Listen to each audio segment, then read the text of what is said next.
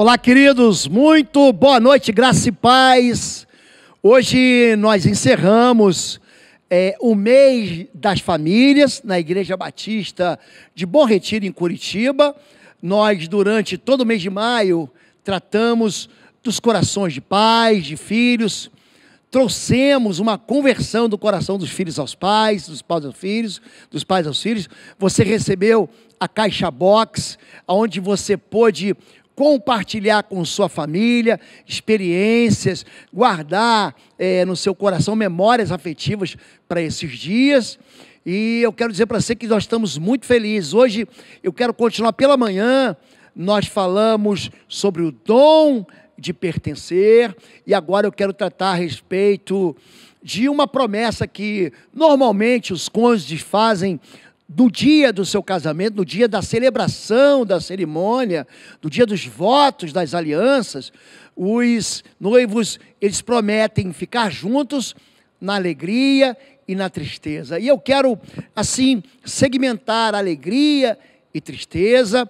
Eu quero falar um pouquinho sobre por que os casamentos somam as tristezas naturais, mais tristezas. São decisões que muitas vezes o casal toma, ou um daqueles que faz parte do casal toma, que acaba machucando, ferindo e destruindo o outro. E como resolver isso? Vamos orar? Pai querido, em nome de Jesus. Foi o Senhor que estabeleceu para o homem o casamento como lugar de proteção do amor, como um ambiente familiar saudável para crescimento, para amadurecimento e para uma vida feliz.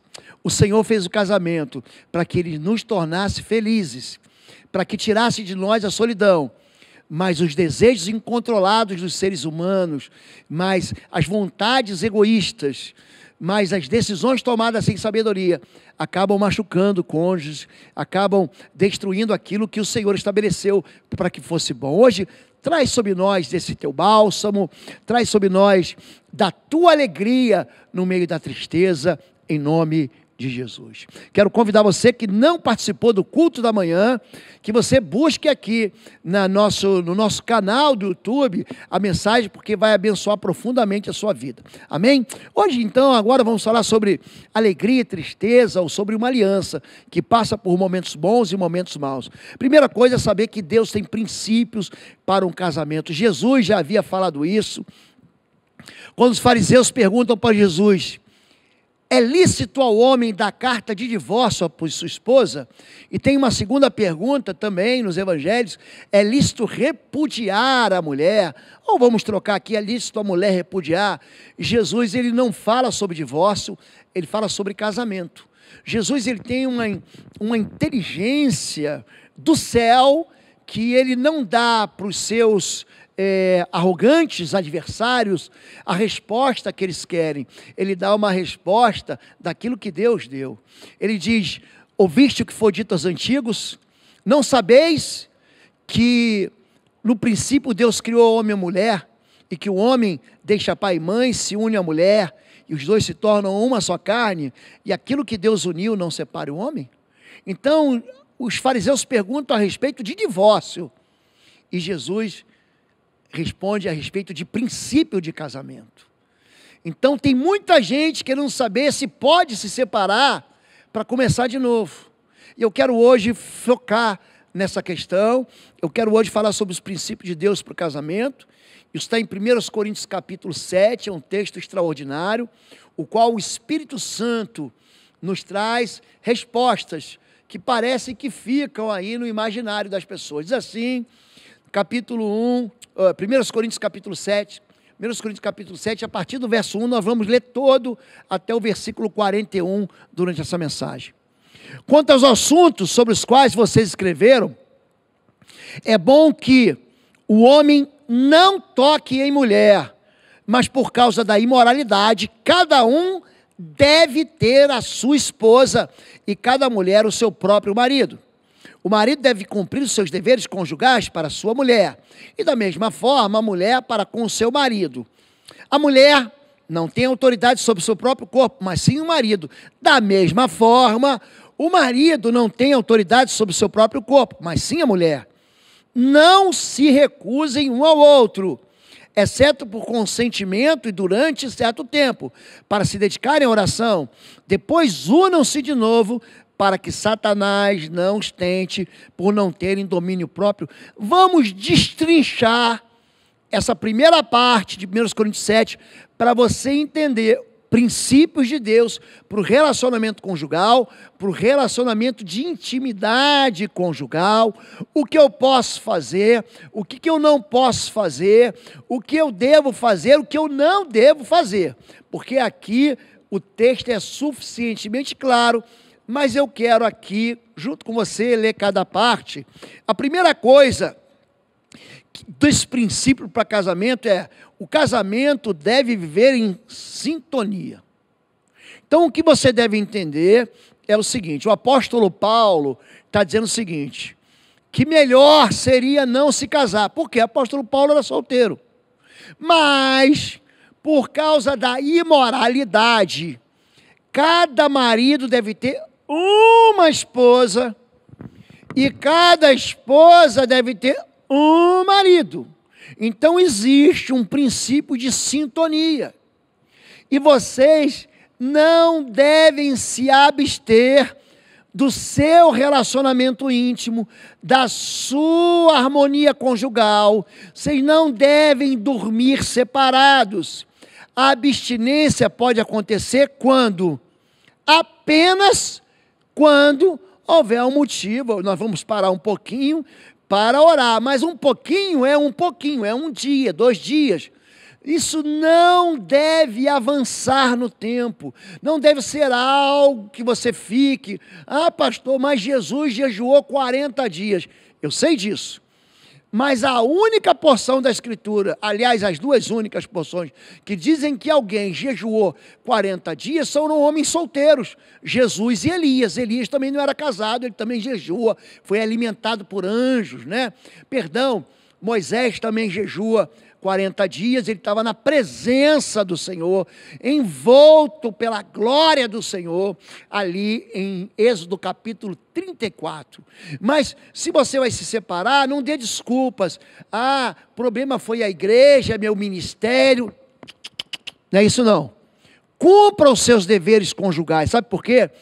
Porque o corpo do homem pertence à mulher.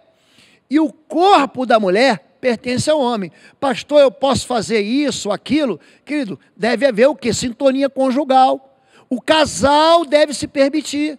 O casal deve perceber: não, isso eu não quero, isso eu não gosto, isso machuca a minha alma, isso me deprime.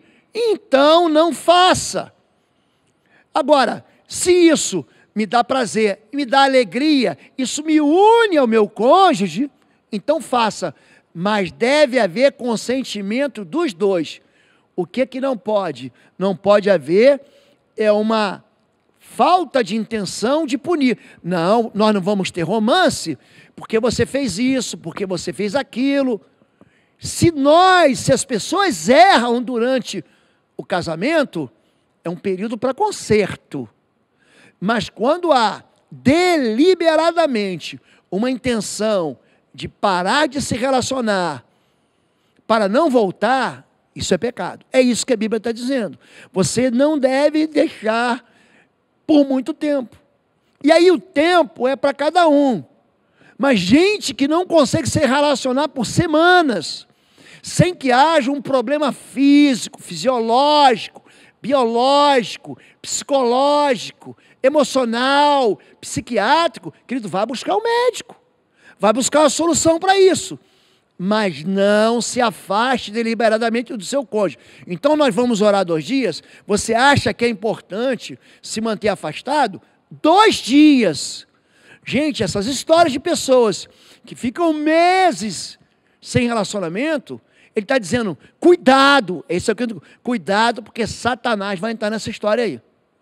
Vai entrar. Então o corpo do marido pertence à esposa. E o corpo da esposa pertence ao marido. Eu estou falando aqui da Bíblia Sagrada. Você pode ler na sua casa, 1 Coríntios capítulo 7, está falando sobre isso. Agora, pastor, meu casamento está horrível. Eu posso desistir do casamento? Essa pergunta eu faço lives terças e quintas, de 21 horas até as 23 horas, todo dia, toda terça e quinta com a pastora Fabíola, estamos fazendo momentos de oração às 6 da manhã, estamos publicando nos canais de YouTube. Tem sempre alguém colocando essa pergunta.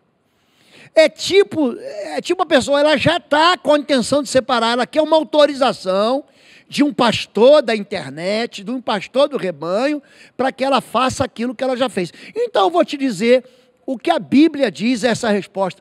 Eu posso desistir do meu casamento?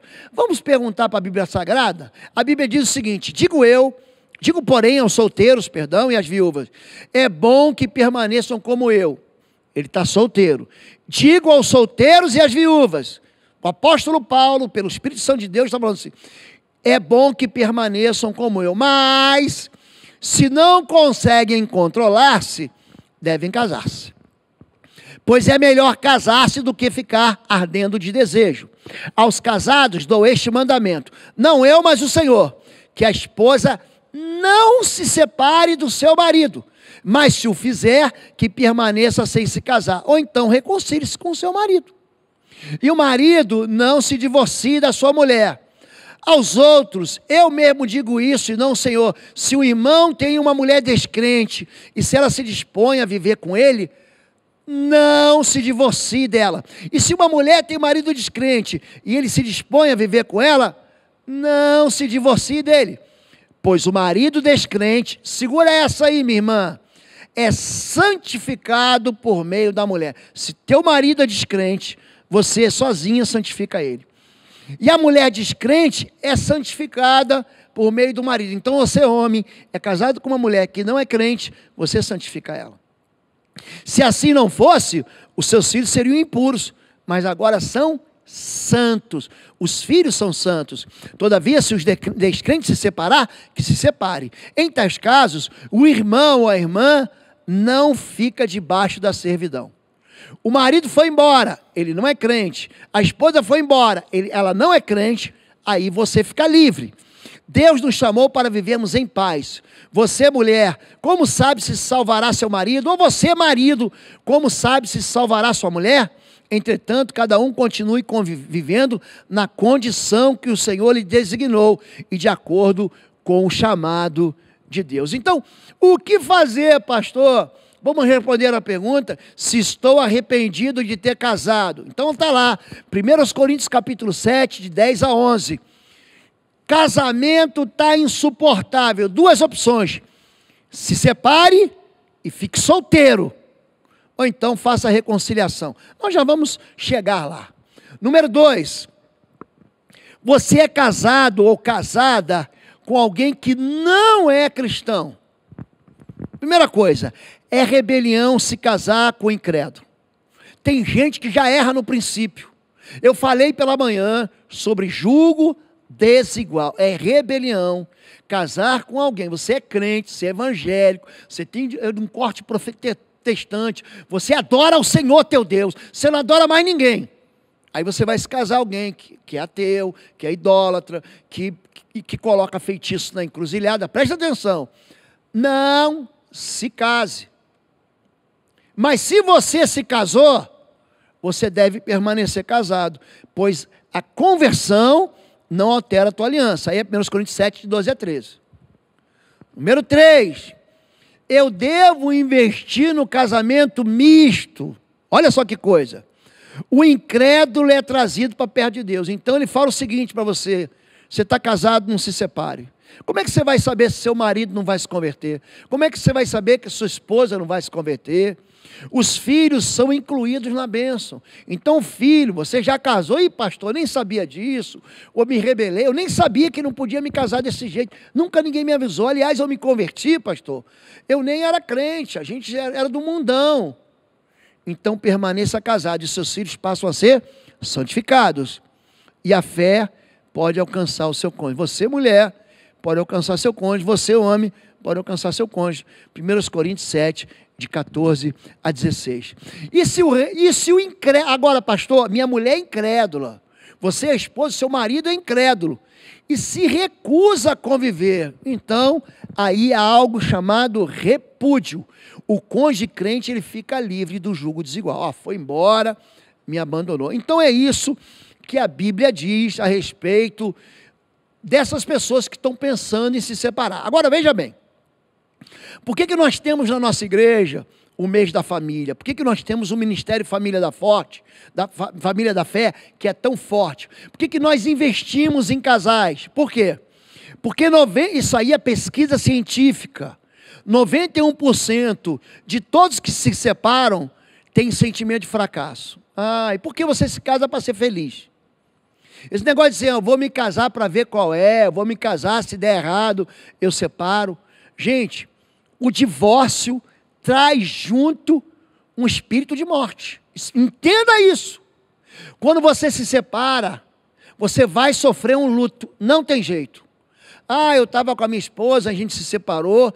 Há um processo de depressão. Há muita gente que tenta driblar isso com um novo amor imediato. Não, eu consegui já uma nova esposa, uma nova amante, uma nova namorada, uma nova noiva. O nome disso é tentativa de fraudar o processo de separação. Sabe o que acontece? Vai ser alcançado por uma depressão, vai ser alcançado por um processo de uma síndrome de borderline, uma síndrome de bipolaridade. Você vai ser atingido por isso. Por quê? A desconexão da aliança traz morte. Deus, ele avisa o quê? Aquilo que Deus uniu não separa o homem.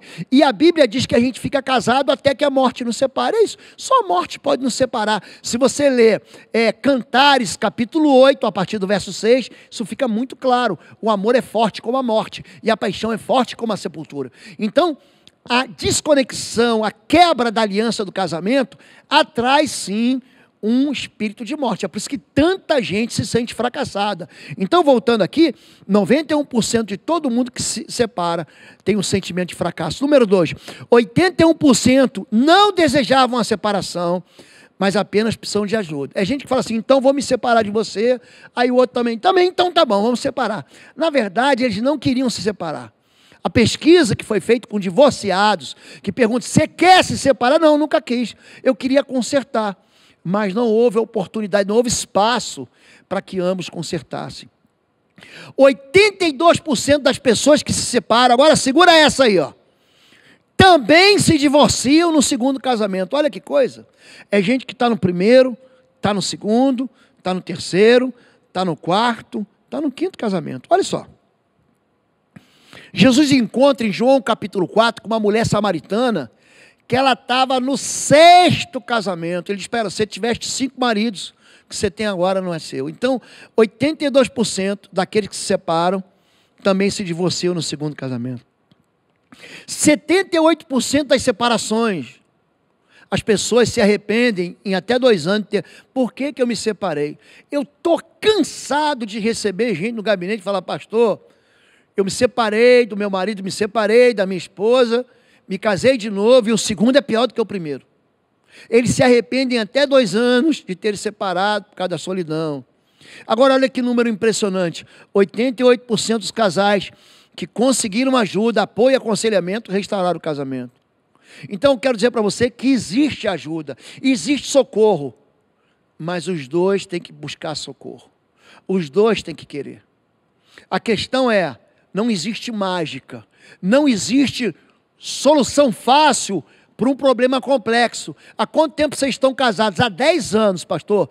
Então são 10 anos de ferida na alma, são 10 anos de machucado na aliança.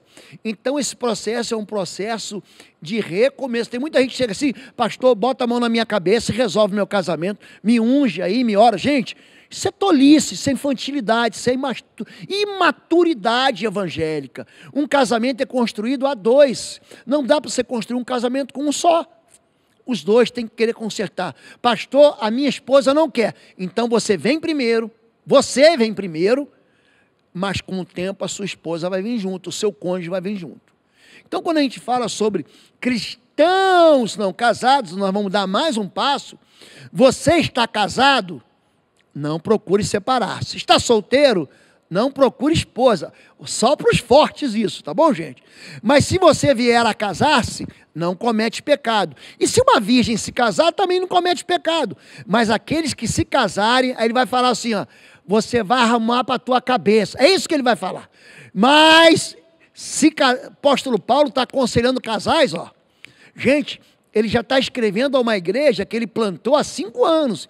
A igreja de Corinto, que fica ali no istmo de Corinto, você sobe, chega em Dédalos, aquela região onde estavam os 300 de Esparta, aquela região da Macedônia, ele já tinha plantado essa igreja e ele está na primeira carta, ó, aconselho você a não se casar. Ele está falando aqui, porque se vocês se casarem, enfrentarão, vocês vão acumular muitas dificuldades na vida, eu gostaria de poupá-los disso. Ele continua. Gostaria de vê-los livres de preocupações. O homem que não é casado preocupa-se com as coisas do Senhor, em como agradar ao Senhor. A mulher está ligada ao seu marido enquanto ele viver. Mas se o seu marido morrer, ela está livre para se casar com o que quiser, contanto que ele pertença ao Senhor. Então vamos lá. Só para os fortes, não se case. Pronto. Tem gente que não se casa e é feliz solteiro. Agora, gente como eu tem que se casar. Então, há uma decisão que você toma. Se você pode viver solteiro, viva solteiro. Mas se você se casar, case apenas com uma pessoa. É isso que ele está dizendo. Por quê? A história de Paulo, quando está escrevendo para Corinto, ele está preso, ele está numa cadeia. Ele fala, existe uma terrível situação presente. Agora não é hora de casar. Número 2, se você se casar, além dos seus problemas, você vai ter que resolver os problemas do seu marido, ou da sua esposa, ou da sua família. Ou seja, você vai acumular sofrimentos que você podia evitar. É isso que o Paulo está... Paulo é solteiraço. O apóstolo Paulo, gente, é solteiro. Terceiro, se você não se casar, você não vai precisar se apegar a nada desse mundo. Vão te chamar para uma missão, você não é casado, você vai. Vão te chamar para o ministério, a tua esposa não quer ir, teu filho não quer ir, você vai ter que ficar. Porque onde fores eu irei, onde pousares eu pousarei. Esse é o princípio da aliança. E por último, ele diz, não deve se investir num mundo que está desintegrado pelo pecado. Então, vamos para a prática agora, pastor. Vamos dizer o que Deus fala. Número 1, se você não tem o dom dos celibatos, case-se. É melhor casar-se do que arder de prazer. É melhor casar-se do que abrasar-se, na sua versão. Pastor, eu não nasci para viver solteiro. Querido, Deus te abençoe, case-se. Nós vamos ter um casamento aqui, inclusive um casamento múltiplo, em agosto, na Igreja Batista de Bom Retiro. Você deve procurar o pastor Marcos Caldas, deve procurar a esposa dele, irmã Maria. Você deve procurar o Fabiano e a Elda, do Ministério de Famílias, porque nós faremos um casamento coletivo aqui, no primeiro final de semana de agosto deste ano. Você deve procurar eles, para que a gente case. Pastor, eu não consigo viver solteiro. Casa, nós vamos fazer a tua bênção das alianças, mulher vai entrar de noiva, vai entrar com o pai, vai entrar com o marido, e vai entrar com o pai, enfim. Agora, se você diz que não vai casar, então leve isso a sério. Você não pode ser um crente, eu não sou casado, mas é aquele crente Gideão, que namora lá as 300. Tem irmão, tem irmã, que é impressionante. Não, sou solteiro. Gente, mas ele já beijou as 12 tribos de Israel da igreja. Querido, você quer ficar solteiro? Então fique solteiro, mas você não vai tocar em ninguém. É isso que a Bíblia está dizendo, na aplicação prática. Agora, se casou, certifique-se que teu futuro cônjuge é crente, senão você vai se esborrachar. Você vai saltar de 10 mil pés de paraquedas, e o paraquedas não vai abrir, e o paraquedas reserva não vai abrir, e você vai dar de cara num chão de concreto. Vai se casar? Não se case em julgo desigual. Pastor, já sou casado. Me converti, minha esposa não se converteu, não quer se converter, permaneça casado. Isso não vai afetar a tua aliança.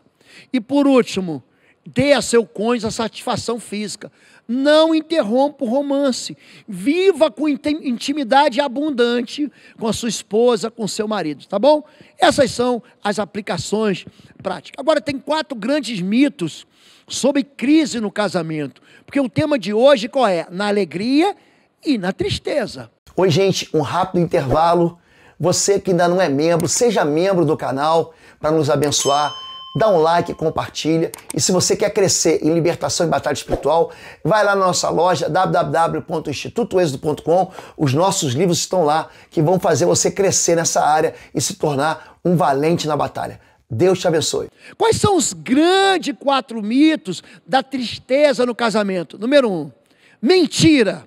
É mentira que filho une casal. Isso não é verdade. Filho, na verdade, ele toma o tempo da mãe, ele toma o tempo do pai. A mãe vai ter que cuidar mais do filho, vai dividir o tempo que ela só tinha com o marido para cuidar do filho. E o marido vai ter que trabalhar mais e ficar mais fora de casa, porque vai ter que colocar mais arroz com feijão e mais pão e leite sobre a mesa. Então, eu não estou dizendo para você não ter filhos. Os filhos, Salmo 127, são herança do Senhor, são como flechas na mão do valente. Bem-aventurado aquele que enche sua aljava deles, vai falar com seus inimigos às portas. Agora, preste atenção. Ah, meu casamento está em crise, então eu vou fazer um filho para salvar o casamento. Isso é um mito. O casamento tem que estar feliz para você gerar o filho. É outra coisa. Número 2. O meu cônjuge já desistiu da relação. Mentira, isso é uma mentira. Se você buscar, principalmente se você for homem, estou falando do sexo aqui, do gênero, querido, o desejo da mulher será para o homem. Quem fala isso é Deus, no capítulo 3 de Gênesis. Casamento é para macho, não é para criancinha que está brincando de namoro. Então, se você, homem ou mulher, investir na relação, você salva o seu casamento. Se você de fato, não é fazer de má vontade, não é fazer de qualquer jeito, não, vou ganhar o coração da minha esposa de verdade. Tinha um cantor na década de 90 que ele falava sobre isso. Ele falava assim: o teu exército invadiu o meu país. Então, o amor, a paixão é uma conquista. Sabe quando um exército invade um país e conquista um país? Querido, conquiste o teu cônjuge de novo, conquiste teu marido, conquiste tua esposa de novo. Número 3, um bom relacionamento íntimo é a solução. Não é. Faz parte, mas é uma das partes. Você consegue fazer um bolo só com farinha? Não, só o sexo é bom. Gente, não se faz um bolo só com farinha. Você tem que botar ali, misturar leite, misturar ovos, colocar manteiga, colocar açúcar. Você vai ter que fazer uma massa. Então tem gente que acha que o casamento é só êxtase. Não é. O êxtase, a paixão, é aquele período que você fica girando em volta da pessoa amada, como se ela fosse o centro do universo. Você fica assim, com os pés fora do chão. Só que o casamento não tem a ver com êxtase de prazer. O casamento deve ter êxtase de prazer, mas essa não é o único ingrediente do casamento. Então dizer que o fulano é bom de cama, dizer que o fulano é romântico, que a moça é romântica, isso não salva casamento. O que salva casamento é uma aliança dentro do princípio de Deus para a sua vida. E a última mentira, o último mito, é o que as pessoas dizem: não, o tempo cura tudo. Não cura. O tempo não cura, o que cura é o perdão. Se tempo curasse, famílias que só se encontram, por exemplo, no Natal. Não, no Natal a família vai se reunir, as crianças entraram em período de férias escolares, vamos visitar a vovó. Aí visita a vovó, vem o cunhado, vem a cunhada, vem um irmão, vem o tio. Aí, já passou um tempo da briga do ano passado. Chega lá, a briga continua de novo. Troca presente. Presente não traz perdão não, querido. Bota uma boa mesa, um banquete. Você come aquelas coisas que a gente só come no Natal. Aquelas coisas deliciosas, rabanadas, aquelas frutas secas, né? Aquela comida preparada. Tem comidas que a gente devia comer todo dia. Então, bota um pernil, coloca aquele tender delicioso, com ameixas, com figos, que você parte, coloca um mel em cima, não sei porque que só tem no Natal. Isso devia ter toda semana, tão bom que é. Mas você coloca comida boa, você coloca presentes sobre a mesa, na árvore de Natal, e o pau quebra. Por quê? É para te provar que o tempo não cura. O que cura é o perdão, é você se humilhar. E é disso que eu quero falar. Eu quero dar para vocês aqui rapidamente 10 passos para você curar ou tratar o coração do tempo da alegria, porque você casa na alegria e na tristeza, para você tratar a alma e o coração ferido. Número 1, busque discernimento. Jesus diz em Mateus 7, hipócrita, tire primeiro a viga do seu olho, e então você verá claramente para tirar o cisco do olho do seu irmão. Pessoas cegas espiritualmente veem o invisível. Ah, foi o diabo. Fizeram macumba para o meu casamento, fizeram macumba para minha esposa, e eles não conseguem perceber que o problema é eles. Então tem gente que quer mudar o marido, tem gente que quer mudar a esposa, quer ir lá tirar o cisco do olho do marido da esposa, mas ele mesmo tem uma trave no olho. É o marido que é estúpido, o marido é cavalo, o marido é mal educado, é pão duro, é crítico, é ranzinza, é porcão, ele não toma banho, ele não escova um dente, ele tem um bafo de 200 anos quando vai beijar a moça. Aí ele fica falando que o problema é a moça. Querido, discernimento espiritual, você só consegue tirando o cisco do teu olho primeiro. Número 2, se humilhe. João 9, se confessarmos os nossos pecados, Ele é fiel e justo para perdoar nossos pecados e nos purificar de toda injustiça. Presta atenção nisso. Nós não podemos confessar o pecado dos outros, somente os nossos. Não, porque minha esposa é isso, minha esposa é assim, assado. Não, porque o marido é assim, assado. Querido, presta atenção. Se humilhe, sabe o que significa isso? Confesse a Deus o seu pecado. Você não vai resolver o casamento confessando o pecado do seu cônjuge. Então diz, eu estou errando aqui, eu estou chegando tarde em casa, eu estou bebendo e estou arrasando, destruindo a minha família, eu estou com uma irritação horrível, mas vai passar, querido, procura o médico de uma vez. Ele vai te dar um remedinho, você vai ficar bonzinho. Ah, é uma beleza, você fica calminho, tranquilo, sossegado. Não, pastor, é que eu tenho um problema, eu já nasci assim, querido. Busca o teu pastor, busca socorro com um conselheiro na tua igreja. Se humilhe e diz assim, o problema é meu. Número 3, pare de culpar o outro. Tiago 3, 5-6, semelhantemente a língua é um pequeno órgão do corpo, mas se vangloria de grandes coisas. Vejam como um grande bosque incendiado por uma simples fagulha, assim também a língua é um fogo. E o mundo de iniquidade colocado entre os membros do nosso corpo contamina a pessoa por inteiro, incendeia a todo custo a vida, sendo ela mesma incendiada pelo inferno. Preste atenção no que eu vou dizer. Pare de dizer a culpa é sua. Os nossos filhos estão assim porque você fez isso. Nós chegamos a essa falência financeira porque você decidiu isso, querido. Para de culpar o outro. Seja responsável. Um navio vai naufragar se os dois pararem, ou um barco vai naufragar se os dois pararem de tirar a água da canoa. Se um só remar, um barco não vai para um lugar, vai ficar girando. Pare de culpar o outro. Então, quando a Bíblia fala para a gente ser cuidado com aquilo que sai da sua língua, sai da sua boca, pode incendiar. A crítica é capaz de ser incendiada pelo inferno. Eu não gosto de gente fofoqueira, gente que trabalha no meu ministério, que fala alguma coisa, chegou no meu ouvido, eu já dou logo um corte. Gente que vem falar mal de um pastor para mim, que não orou pelo pastor. Gente, eu já chego aqui, na carótida, porque eu estou caminhando com eles todos os dias. Assim é um casamento. Você sabia que a tua esposa é assim? Isso é problema meu. A minha esposa é problema meu, eu resolvo com ela. Você tem que dizer, o meu marido é problema meu, você não se mete nisso.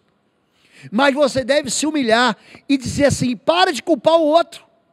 E comece a agir responsavelmente.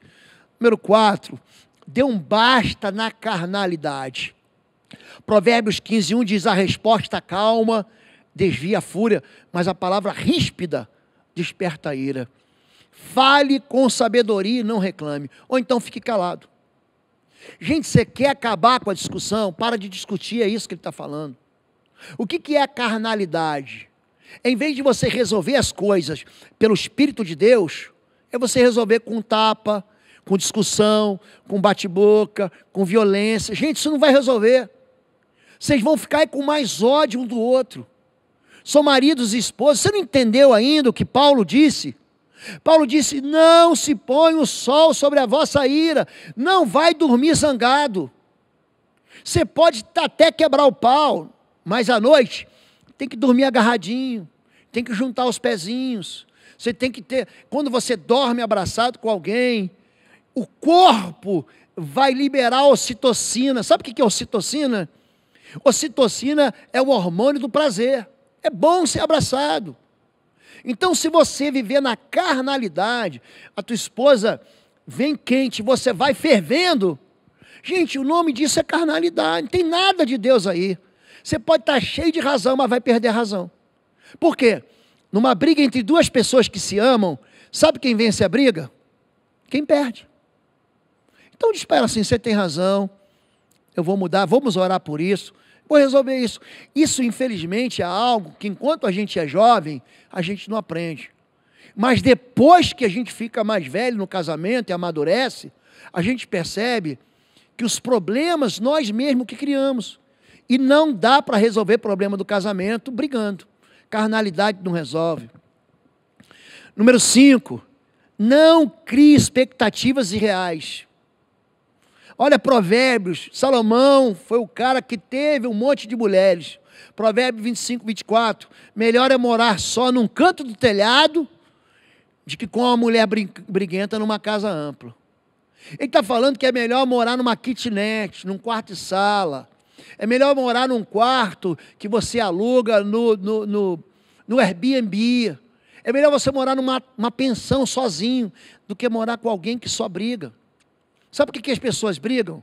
Porque criam expectativas, porque não comunicam direito. Ah, mas eu pensei que você fosse chegar do trabalho e fosse me trazer rosas. Mas vem cá, você pediu rosas? Não, mas ele tem que entender, pastor, que eu li um livro, eu vi um filme romântico, ele estava do meu lado, e uma pessoa foi e levou rosa. Querido, fale do que você deseja, fale do que você quer.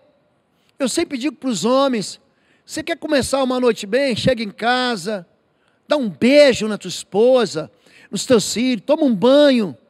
Tua esposa está morta de ficar em pé na frente da louça, na frente da cozinha, na frente da máquina de lavar, trabalhando em home office, cuidando das crianças. Chega, assume as crianças. Toma um pouco do trabalho dela. Lava a louça para ela. Deixa ela ter o tempo para ela agora tomar banho, para ela agora descansar. Deixa ela, assume isso. Aí quando as crianças dormirem, deu papá, deu janta, que tu vai lá e faz massagem no pé dela. Meu irmão, olha para mim. Ela não vai escapar. Faz uma massagem no pé. Não, você está muito cansada. Deixa eu massagear. E aí você resolve com o quê? Com romance, com carinho. Agora, quando você tem uma expectativa, não, hoje a minha esposa vai fazer, é irreal. Você não vive no universo dela. Você não vive no universo dele. E teu marido chega no trabalho, dá tudo errado no trabalho. Ele não está com cabeça para nada, ele está sendo mandado embora, ele tá ficando assim, não cumpre a meta, ele não chega naquilo que ele devia chegar, ele bate de carro, alguém bate no carro dele, ele fica num trânsito, 1 hora, 2 horas para chegar em casa, ele já não aguenta mais. Aí quando ele chega em casa, um está com a cabeça quente, o outro está com a cabeça fervendo. Então, expectativas irreais geram brigas. Sabe o que acontece? Eu vou para a casa da mamãe. Por que ele vai para a casa do papai? Por que ele vai para o hotel? Às vezes é fuga. Às vezes ele está fugindo da responsabilidade, ou ela.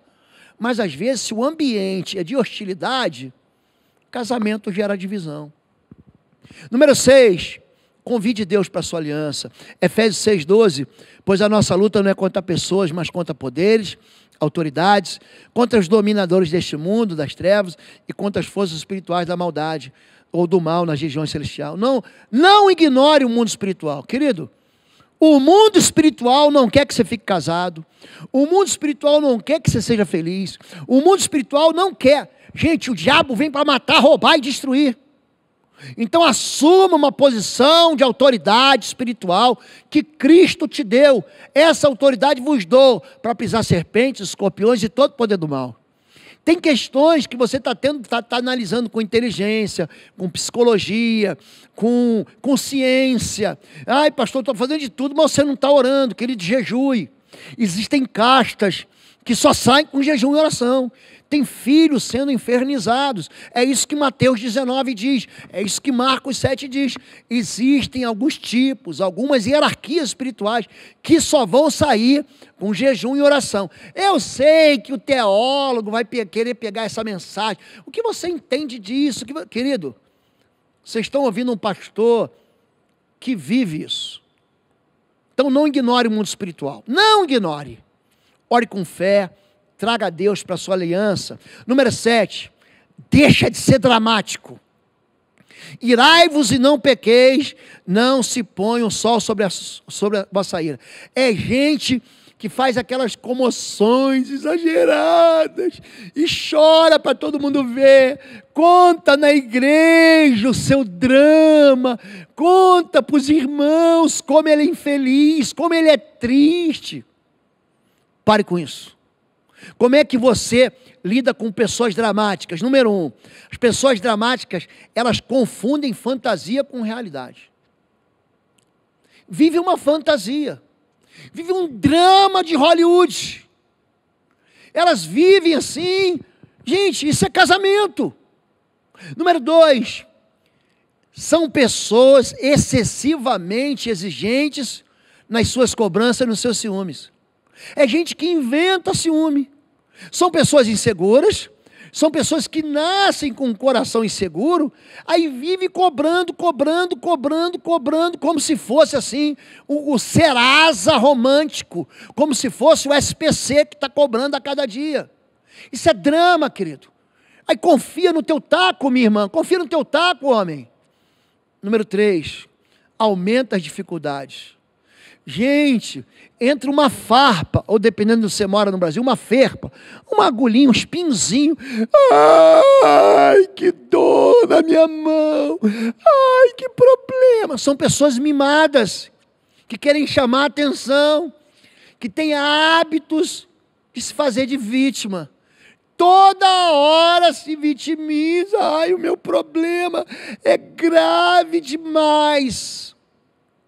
Meu irmão, minha irmã, isso cansa o casamento. Deixa de ser dramático. Como é que você vai responder a uma pessoa, um cônjuge dramático?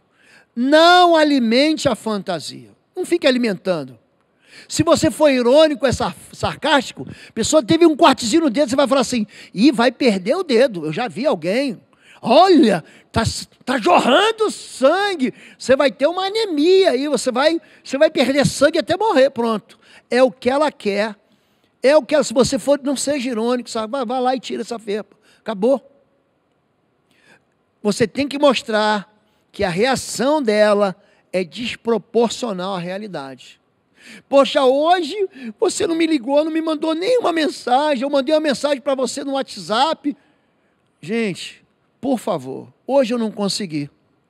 Se eu for responder a todo momento todas as mensagens de WhatsApp que eu recebo da minha igreja, dos meus irmãos, das minhas ovelhas, da minha família, dos meus amigos, de gente... Gente, eu só vou responder o WhatsApp a vida inteira, eu não paro mais, nem dormir eu não durmo. Então, gente dramática são pessoas que a reação dela é desproporcional àquilo que é real. Olha, eu não posso. Só se eu contratar uma pessoa só para responder o WhatsApp. Então você tem que dizer para o teu cônjuge que você trabalha. Ó, nesse momento eu estou trabalhando.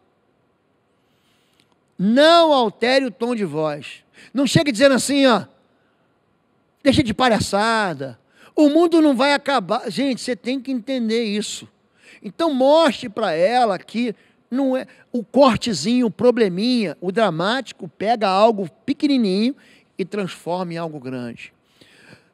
Número 8, recuse a entrar num processo de retaliação. Hebreus 12:15, cuidem que ninguém se exclua da graça de Deus, que nenhuma raiz de amargura brote e cause perturbação, contaminando a muitos. Não devolvam mal com mal. Ah, ele fez, eu vou fazer. Ah, ele fez, eu também não vou fazer. Ah, ela fez, ela vai ver com quantos paus se faz uma canoa. Você vai ver só. Você vai ver. Você vai receber uma resposta. Isso não vai ficar barato, não. Olhe para mim, querido. Não devolva o mal, recuse a retaliar o mal. Devolva o mal com o bem. Número 9, casamento não é para infantis. Casamento não é para criancinhas. Casamento é para homem e mulher de verdade.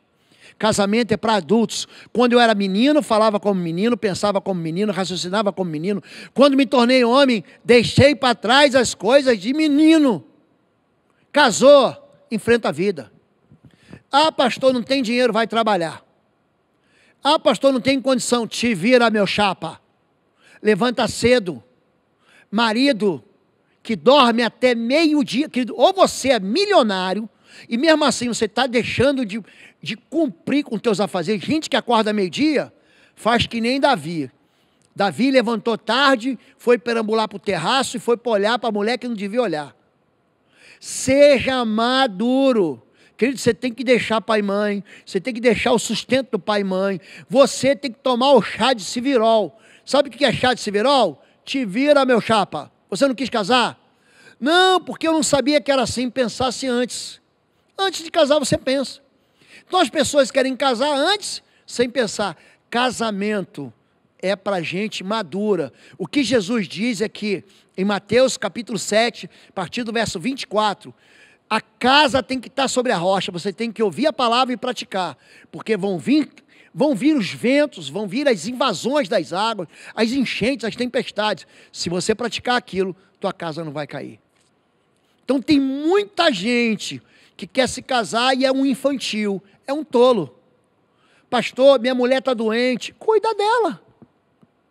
Pastor, meu marido está passando por uma situação, cuide dele. É isso que chama, sabe o quê? Maturidade. Maturidade é a capacidade de você ter resiliência diante dos problemas. Quando você era menino, é isso que 1 Coríntios está dizendo.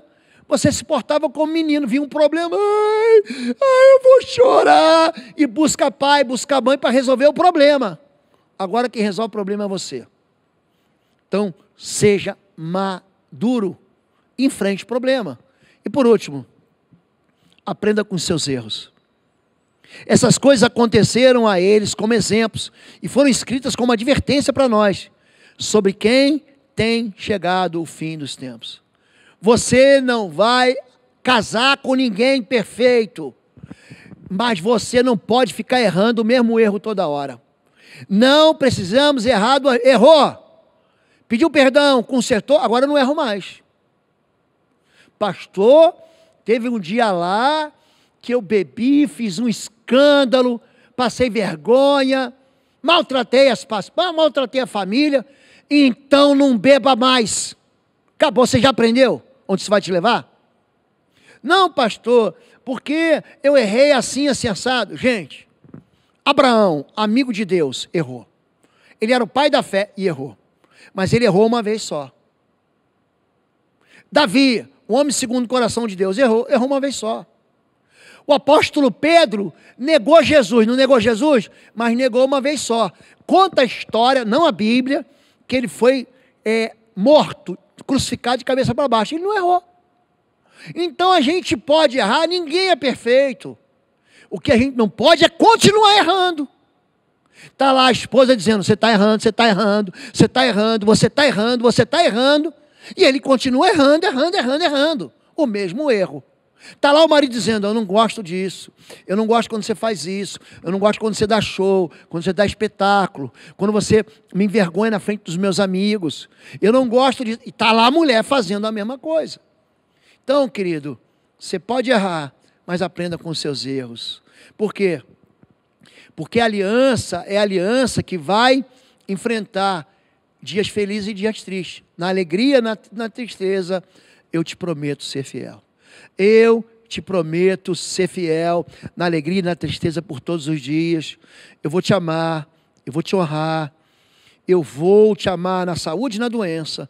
A minha fidelidade vai ser contigo até o fim dos meus dias. Amém?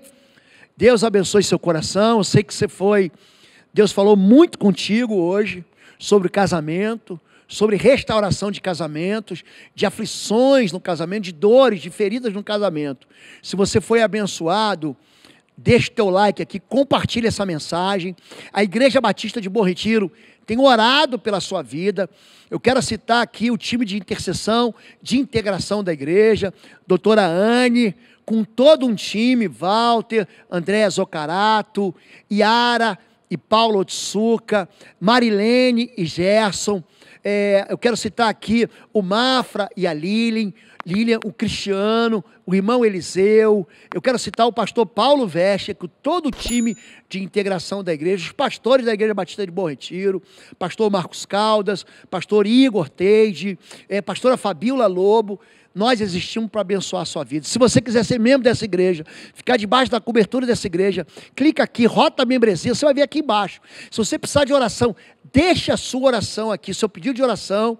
Esse vídeo vai continuar mais um pouco, você pode deixar seu pedido de oração pelo seu casamento. Suas dúvidas, deixa aqui, os pastores vão te responder, o time de intercessores, de conselheiros vão te responder, amém?